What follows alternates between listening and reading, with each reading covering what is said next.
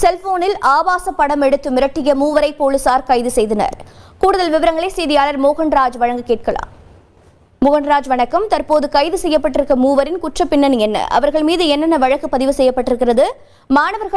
பள்ளி மாணவிகள் பாதுகாப்பாக இருக்கிறார்களா? வணக்கம். தருமபுரி மாவட்டம் பாப்பரேட்பட்டி வட்டத்துக்கு உட்பட்ட ஒரு கிராமத்தைச் சேர்ந்த 22 வயதுடைய வாலிபருக்கும் அதே பகுதியைச் சேர்ந்த 19 வயதுடைய கல்லூரி மாணவன் ஆகியோருக்கு அதே பகுதியைச் சேர்ந்த +2 படிக்கும் மாணவிகள் 2 பேருடன் பழக்கம் ஏற்பட்டுள்ளது. அந்த மாணவிகளிடம் முதலில் நட்பாக பேசி பழகியே தொடங்கிய அவர்கள் சில நாட்களில் அந்த மாணவிகளிடம் திருமணம் செய்து கொள்வதாக ஆசை வார்த்தை கூறி ஆபாசமாக பேசி வந்துள்ளனர். அதனைத் தொடர்ந்து வாட்ஸ்அப் வீடியோ காலிலும் பேசி வந்துள்ளனர். அப்போது அந்த மாணவிகளை இந்த 2 வாலிபர்களும் நிறுவனமாக நிற்க சொல்லி வீடியோ காலில் படம் பிடித்து அந்த ஆபாச படங்களை காட்டி தாங்கள் சொல்லும் இடத்திற்கு வர வேண்டும் என மாணவிகளை அவர்கள் மிரட்டியதாக கூறப்படுகிறது.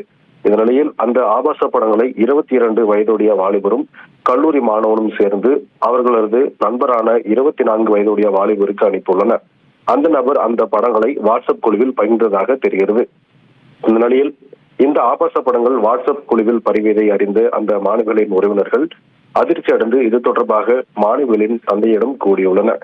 அதனைத் தொடர்பாக மாணவிகளின் தந்தை காவல் நிலையத்தில் அளித்த புகாரின் பேரில் போலீசார் போக்சோ சட்டத்தின் கீழ் வழக்கு பதிவு செய்து இக்குற்ற செயலில் ஈடுபட்ட 3 பேரையும் கைது செய்து தருமபுரி மாவட்ட சிறையில் அடைத்துள்ளனர். மேலும் அந்த சிறுமிகள் தற்போது பாதுகாப்பாக உள்ளனர்.